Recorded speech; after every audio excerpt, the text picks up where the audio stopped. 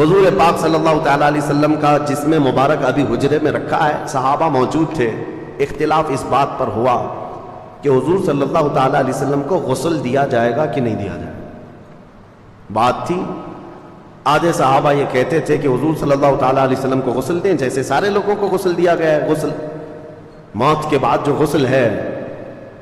اب حضور صلی اللہ تعالیٰ علیہ وسلم کے لباس پاک کو کوئی ہٹائے، حضور کے لباس کو کوئی ہٹائے اور کوئی دوسرا غسل دے، ان معاملات کو لے کر کے صحابہ حجرے میں کھڑے ہو کر کے آپس میں یہ باتیں کر رہے تھے۔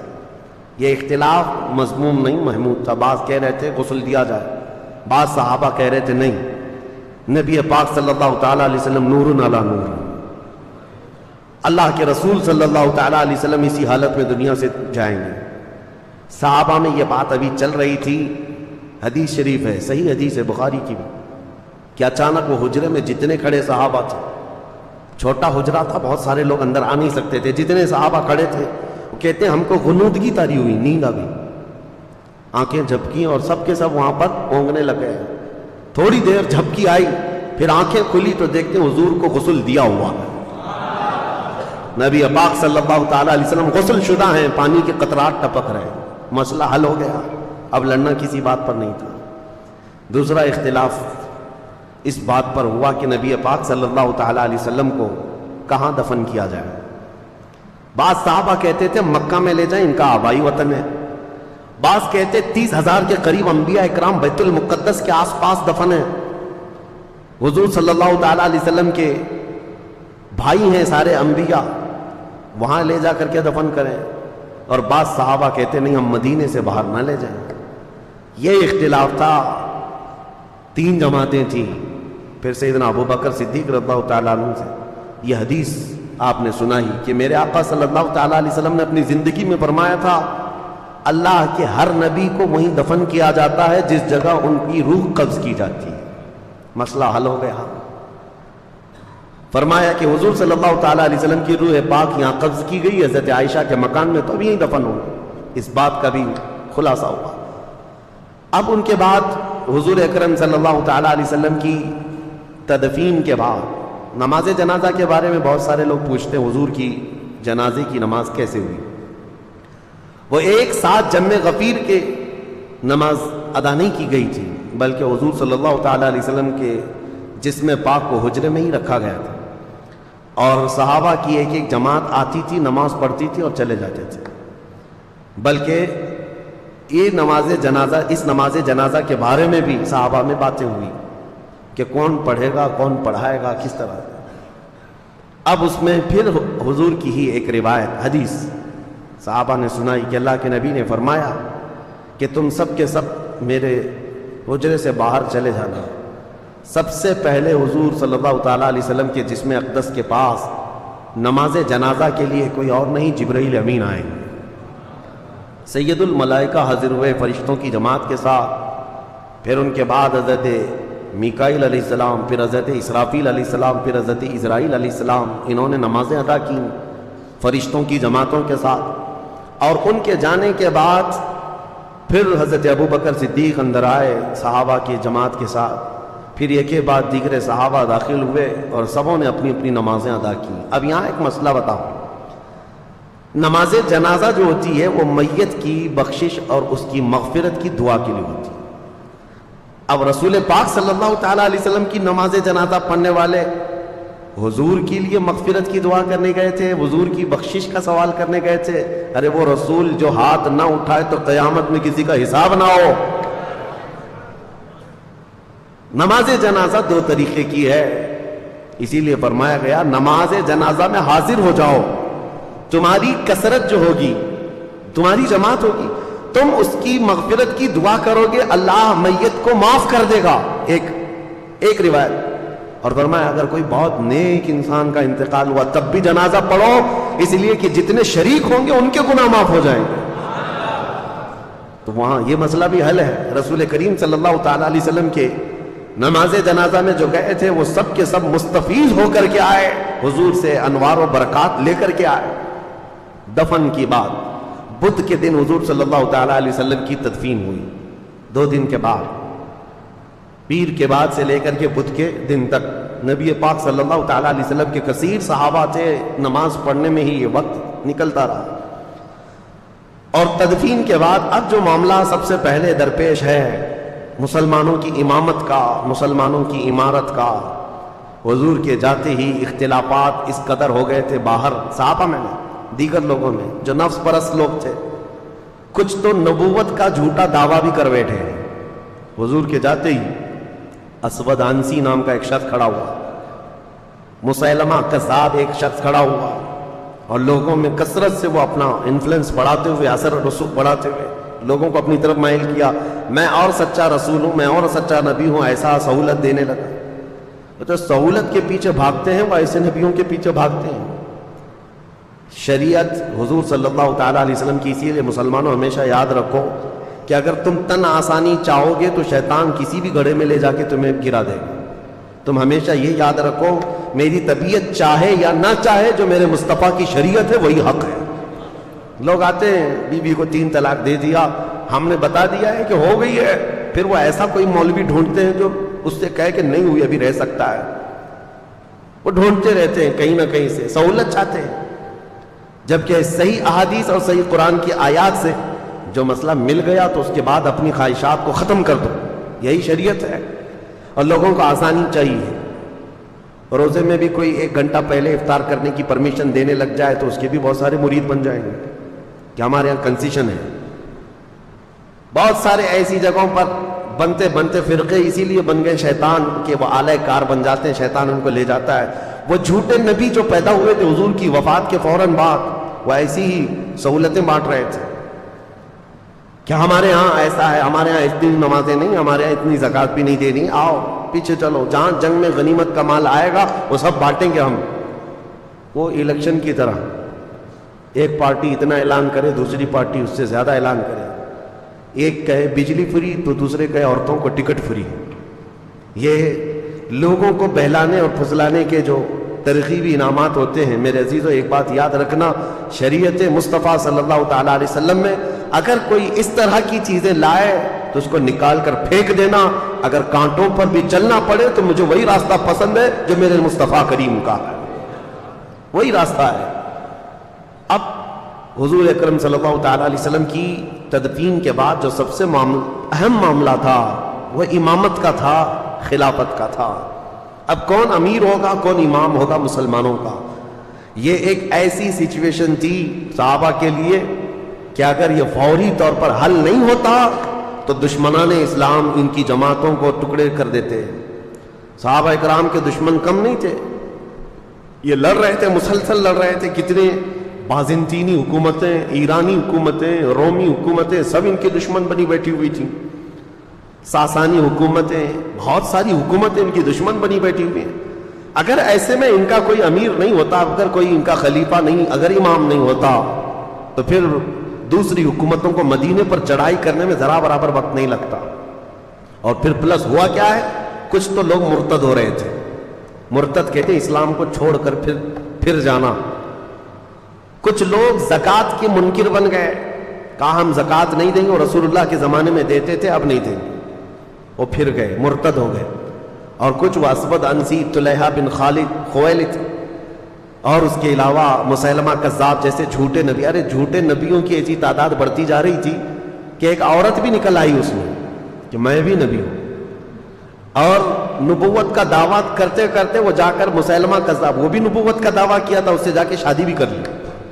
ایک ہی گھر میں 2 جھوٹے، شوہر بھی اور بیوی بھی، اور یہ کذاب دجال۔ جو بھی حضور کے بعد نبوت کا دعویٰ کرتا ہے اس کو دجال کہا گیا ہے، سب سے بڑا جھوٹا دنیا کا، سب سے بڑا جھوٹا اس کو دجال کہتے ہیں۔ یہ حالات جب پیش آئے، اب خلافت کے لیے حضور نے کسی کو جانشین مقرر نہیں کیا۔ صحابہ کے لیے کتنا بڑا امتحان تھا یہ۔ تو جو انصار صحابہ تھے مدینے کے، انصار صحابہ میں میٹنگ شروع ہو گئی، مدینے والے تھے صحابہ، اور یقیناً وہ بہت ہی ایثار و قربانی والے صحابہ ہیں۔ حضور صلی اللہ تعالیٰ علیہ وسلم پر انہوں نے اپنی جانیں نچھاور کی ہیں، اپنی اولاد وار دی ہیں، کچھ نہیں رکھا تھا۔ وہ انصار صحابہ کی بعض آپس میں میٹنگ چل رہی تھی، وہ آپس میں سعد ابن عبادہ رضی اللہ تعالیٰ یا پھر دیگر صحابہ اکرام کو آگے بڑھا کر وہ یہ کہہ رہے تھے کہ اب ہم آپ کو امیر مقرر کرتے ہیں، کیونکہ رسول اللہ صلی اللہ علیہ وسلم سے ہمارے جو تعلقات ہیں، انصار کے لیے جو حضور نے دعائیں کی ہیں وہ بہت زیادہ ہیں، تو خلافت کا حق یا امیر بننے کا حق انصار کو ہے۔ تو انصار صحابہ کی یہ میٹنگ جو چل رہی تھی، ایک وہاں مدینہ طیبہ کا ایک مشہور علاقہ تھا، تو وہاں پر اس کٹے پر یا اس ٹیلے پر سب جمع ہوئے تھے۔ ادھر حضرت ابو بکر صدیق رضی اللہ تعالیٰ عنہ، حضرت عمر فاروق رضی اللہ تعالیٰ عنہ، حضرت ابو عبیدہ بن جراح، یہ بڑے صحابہ ہیں، یہ آپس میں بات کر رہے تھے کہ کس کے ہاتھ امارت ہو، خلافت ہو، امامت ہو۔ تو اسی اسنا میں حضرت عمر فاروق رضی اللہ تعالیٰ عنہ نے کہا کہ انصار کے درمیان آلریڈی یہ باتیں چل پڑی ہیں، کون بنے گا، کیا ہوگا؟ تو حضرت ابو بکر صدیق اس جماعت میں آئے جہاں میٹنگ چل رہی تھی، آئے، یہاں دیکھا تو وہاں خلافت کی باتیں چل رہی تھی اور انصار اپنا کوئی امیر مقرر کرنا چاہ رہے تھے۔ اب انصار میں سے کوئی اگر امیر مقرر ہوتا تو بڑے مسئلے تھے۔ اس کی وجہ کیا ہے؟ مدینہ میں دو خاندان ہیں، اوس اور خزرج، میں نے سیرت کے بیان میں سنایا ہے، اوس اور خزرج یہ دو خاندان ہیں، اور یہ صحابہ انہی دو خاندانوں میں سے ہیں۔ آج تک وہ خاندان موجود ہے مدینہ میں، اوس اور خزرج، اور دونوں کی اتنی سخت لڑائیاں تھیں کہ یہ دونوں قبیلوں میں 120 سال تک لڑائی چلی۔ عرب کی مشہور جنگ اوس اور خزرج کے بیچ میں، لیکن وہ دائرہ اسلام میں داخل ہو گئے صحابہ، حضور صلی اللہ تعالیٰ علیہ وسلم کے دامن رحمت سے وابستہ ہو گئے۔ لیکن اب انصار صحابہ میں دونوں قبیلے ہیں، اوس بھی ہے، خزرج بھی ہے، اوس بھی ہے، خزرج بھی ہے۔ اگر ان میں سے کسی ایک ہی کو تو خلیفہ بنانا ہے، اگر وہ اوس قبیلے کا بنتا تو خزرج والوں کو ناگواری ہو جاتی، بہت پرانی لڑائیاں چلی ہیں، خزرج قبیلے سے کوئی بنائے جاتے ہیں تو اوس والوں کے لیے مسئلہ ہوتا۔ اور اس کے علاوہ تیسرا مسئلہ یہ تھا کہ یہ مدینے والے لوگ تھے، اور قریش خاندان پورے عرب میں سب سے عظمت والا خاندان مانا جاتا، کیونکہ خانہ کعبہ کی چابی ان کے پاس ہوتی، اور عرب کے چھوٹے بڑے جتنے قبیلے ہیں وہ سب قریش کو سلام کرتے، قریش خاندان کی عظمت، اس کی سیادت، اس کی حکومت کو تسلیم کرتے تھے زمانے جاہلیت میں بھی۔ اب قریش کے علاوہ اگر کوئی دوسرا بن کر آتا تو جو چھوٹے موٹے قبیلے ہیں وہ کبھی سردار تسلیم نہیں کرتے۔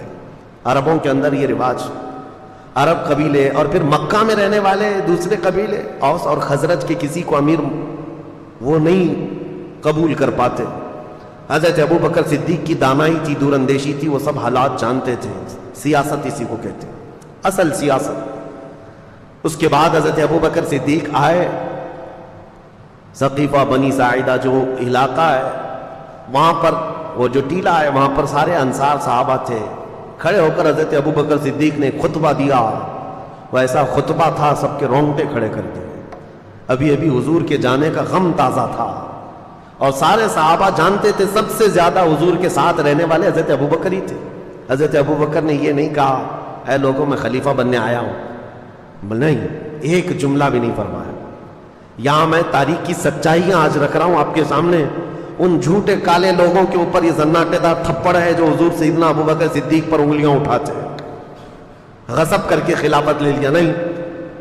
وہاں پر آئے، انصار صحابہ کی جماعت کے درمیان خطبہ دیا اور کہا اے انصار، تمہاری قربانیاں ہمیں یاد ہیں، جب ہم آئے تھے بے گھر تھے، تم نے یہاں گھر دیے، مہاجرین کو تم نے سنبھالا، رسول اللہ کے قدم بقدم ساتھ رہے، اے انصار تمہاری قربانیاں سب ہم یہ تسلیم کرتے ہیں، لیکن مسئلہ یہ کہ اگر تم میں سے کوئی امیر مقرر ہو گیا، کوئی خلیفہ مقرر ہو گیا تو عرب کے دوسرے قبیلے اس کو تسلیم نہیں کریں گے، بغاوت ہو جائے گی، مکہ والے اور قریش والے اس بات کو تسلیم نہیں کر پائیں گے۔ اس لیے رسول کریم صلی اللہ تعالیٰ علیہ وسلم جس خاندان سے تھے اسی خاندان کا کوئی امیر ہونا چاہیے۔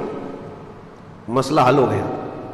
حضور صلی اللہ تعالیٰ علیہ وسلم جس خاندان سے، قریش سے، کہا کہ قریش سے ہی ہم اپنا امیر مقرر کرتے ہیں۔ اس کے لیے حضرت ابو بکر نے حضرت عمر کا ہاتھ پکڑا اور ایک ہاتھ حضرت ابو عبیدہ کا پکڑا، یہ دونوں قریش خاندان سے، دونوں کو کھڑا کر دیا اور کہا اے گروہ انصار، کیا میری اس بات کو تم تسلیم کرتے ہو، منظور کرتے ہو، قبول کرتے ہو؟ سارے انصار نے کہا آپ جو کہہ رہے ہیں حق ہے، قریش سے ہونا چاہیے۔ پھر کہا اگر قریش سے ہونا چاہیے تو سنو، میرے نزدیک قریش میں افضل ترین لوگ یہ ہیں، ایک ہاتھ میں میرے عمر ہے، ایک ہاتھ میں ابو عبیدہ ہے، سارے مسلمان ان دونوں میں سے کسی ایک کو اپنا امیر مقرر کر لیں۔ یہ حضرت ابو بکر صدیق نے فرمایا ہے۔ زبردستی خلافت حاصل کر لی؟ نہیں۔ خلافت کیسے آئی ہے وہ میں آپ کو تاریخ بتا رہا ہوں۔ ثقیفہ بنی ساعدہ وہ چوٹی پر ٹیلے پر حضرت ابو بکر نے حضرت عمر کا ہاتھ پکڑا، حضرت ابو عبیدہ کا ہاتھ پکڑا اور کہا کہ یہ دونوں افضل ترین لوگ ہیں قریش میں بھی اور تم میں بھی، ان میں سے کسی ایک کو چن لو۔ انصار صحابہ سب دیکھ رہے تھے۔ جیسے ہی حضرت ابو بکر نے یہ اعلان کیا اور بیٹھے، حضرت عمر کھڑے ہو گئے اور حضرت ابو عبیدہ بھی کھڑے ہو گئے۔ جن دونوں کا اعلان حضرت ابو بکر نے کیا تھا، نامزد کیا تھا، یہ دو امیدوار ہیں، ان کو کھڑا کیا گیا، چن لو مسلمانوں۔ تو یہ دونوں پہلے کھڑے ہوئے اور سارے گروہ انصار اور مہاجرین جتنے تھے مدینے میں سب کو مخاطب کر کے حضرت عمر کہتے ہیں اے رسول اللہ کے تمام اصحاب سنو، حضرت ابو بکر نے میرے نام کا تمہارے سامنے اعلان کیا، تمہارے چننے کے لیے تم سب گواہ ہو جاؤ۔ اللہ کو گواہ مانتے ہوئے میں ابو بکر کے ہاتھ پر بیعت کرتا ہوں، میں نے ان سے افضل رسول اللہ کی زندگی میں کسی کو نہیں دیکھا۔ حضرت ابو عبیدہ نے دوسرا ہاتھ پکڑا اور کہا میرے بھائی عمر نے جو کہا اس پر مجھے کوئی شک نہیں ہے، ابو بکر کے علاوہ ہم میں سے کوئی افضل نہیں، اس لیے کہ رسول اللہ صلی اللہ تعالی علیہ وسلم اپنی علالت کے درمیان، اپنی بیماری کے دوران 17 مرتبہ ابو بکر صدیق کو مصلی امامت پر بڑھایا تھا۔ انہوں نے کہا رسول اللہ نے ہمارے دین کے لیے جو امام پسند کیا ہے وہ ہماری دنیا کا بھی امام ہوگا۔ یہ خلافت شروع ہوئی۔ یہاں پر معاملات یہ ہیں کہ حضرت ابو بکر صدیق رضی اللہ تعالیٰ عنہ کے ہاتھ پر جیسے ہی دونوں اصحاب نے بیعت کیا، سارے انصار جماعت در جماعت آئے اور سبوں نے بیعت کرنا شروع کر دیا اور سبوں نے اعلان کیا کہ یہ اللہ تعالیٰ کا انتخاب ہے۔ ان میں سے کسی کو بھی اختلاف نہیں ہوا حضرت ابو بکر کے نام پر، کسی کو نہیں۔ اب ایک چیز بتائی جاتی ہے حضرت مولا علی کرم اللہ وجہہ الکریم کے متعلق کہ حضرت علی رضی اللہ تعالیٰ عنہ اس مجلس میں نہیں تھے۔ یہ جو خلافت کا سلسلہ چل رہا تھا، صحابہ کے اتفاق رائے سے یہ چنا ہوا ہے، سب کی اتفاق رائے سے۔ اس میں مولا علی کرم اللہ وجہہ الکریم حاضر نہیں تھے۔ تو اب یہاں پر بہت سارے لوگ یہ کہتے ہیں کہ حضرت علی کو اختلاف تھا، اس لیے وہ حاضر نہیں تھے اور وہ ان کو خلیفہ مانتے ہی نہیں تھے۔ اور بڑھ کر کے شیعہ حضرات تو یہ کہتے ہیں حضرت علی تقیہ کرتے تھے۔ تقیہ کا مطلب کیا ہے؟